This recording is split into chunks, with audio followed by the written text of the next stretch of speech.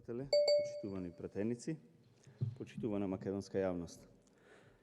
Денес продолжува насилничкото водење на ова собрание и ова држава од страна на ова власт и ова парламентарно мнозинство.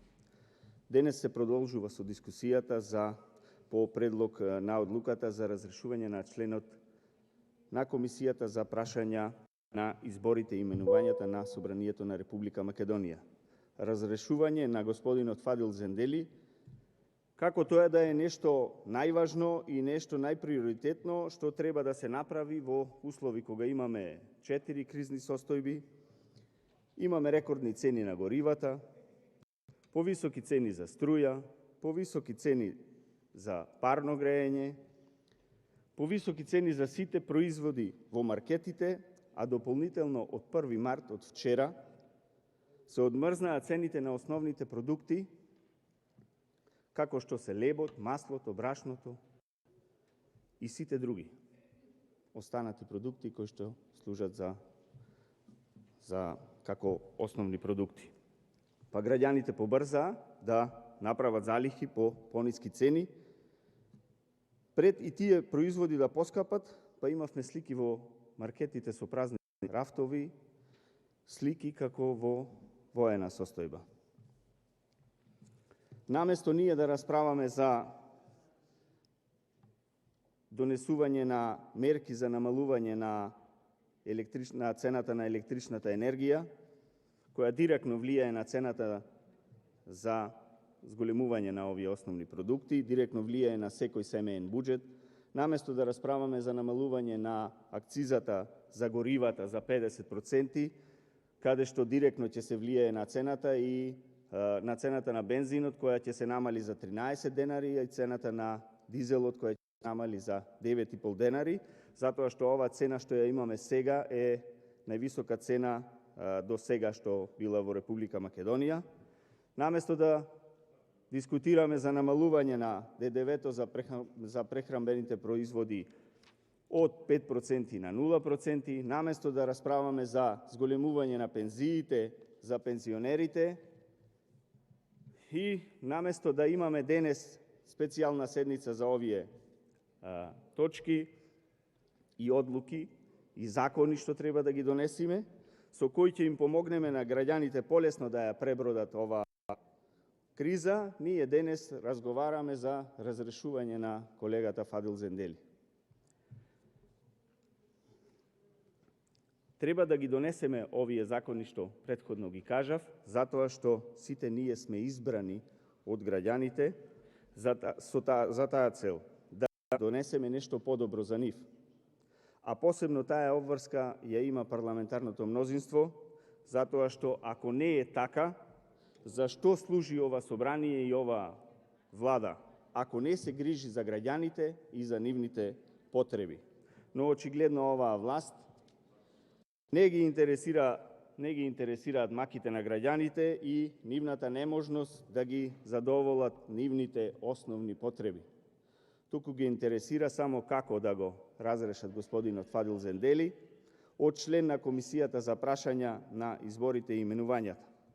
И тоа го прави спротивно на сите правила, спротивно на секоја пракса, спротивно на Уставот, спротивно на Деловникот и, што е уште подобро, председателот на Собранието си оди спротивно на тоа што сам го кажа во една дебатна емисија.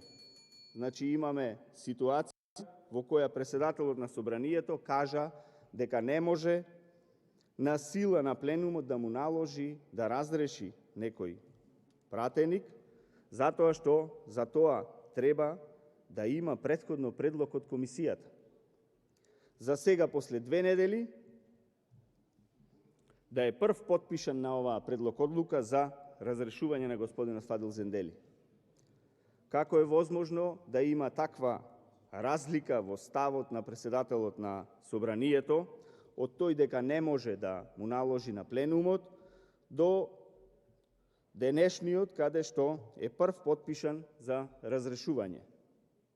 На сите нас ова немаше да ни е јасно, ако Уставниот суд и Добрила Кацарска денес немаше закажано седница за разгледување на уставноста на првиот избор на председателот на ова собрание. Избор на кој се гласаше со две раце и избор за која седница што нема записник. Ете, тука е клучот на ваквото однесување на председателот на ова собрание Талат Џафери.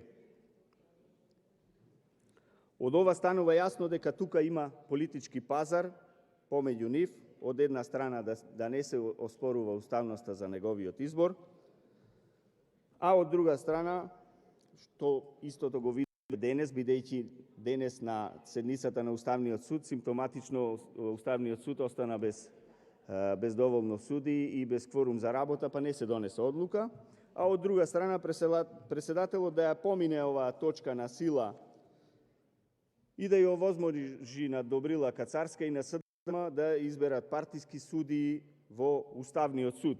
Судии кои што наместо да го штити уставниот поредок на Република, да го штитат уставниот поредок на Република Македонија и судии кои што ќе го гонат криминалот на власта, тие судии, тие луѓе што ќе се изберат, ќе се како нивен штит и заштита за времето кога ќе дојди да одговараат за сите криминали што ги прават во изминативе 5 години. Тоа е целата вистина за тоа што се силува работата на ова собрание.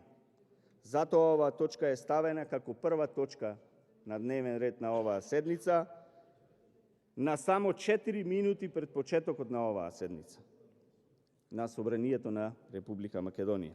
Затоа имаме маратонски седници, само за да се протурка оваа точка. Затоа ги отфрливте и предложените 400 амандмани, исто како и кога требаше да се префрлат тие 33 милиони евра на Макпетрол за стариот гасовод, кога цела ноќ траеше седницата, само за да помине таа точка. Истото се случува и сега, затоа мора да помине оваа точка и да изберете судии по ваша мерка. Судии кои ќе го судат народот за несторени и монтирани дела по 200 години затвор, а ќе ги штитат криминалците и луѓето што ја уништуваат Република Македонија. Но, почитувани колеги, ќе дојде време кога ќе треба да се сноси одговорност за сето ова што го правите. Може би вашата одговорност како пратеници не може да биде кривична за вашето гласање, меѓутоа не заборавајте дека имате и морална одговорност кон тие што ве гласале. Кон тие што ги лажевте дека ќе донесите живот, а од сето тоа донесовте криминал, корупција, претва, понижувања и невидена сиромаштија. И благодарам. Благодарам. Има збор пратеник од Бастри Бајрами. Повелете.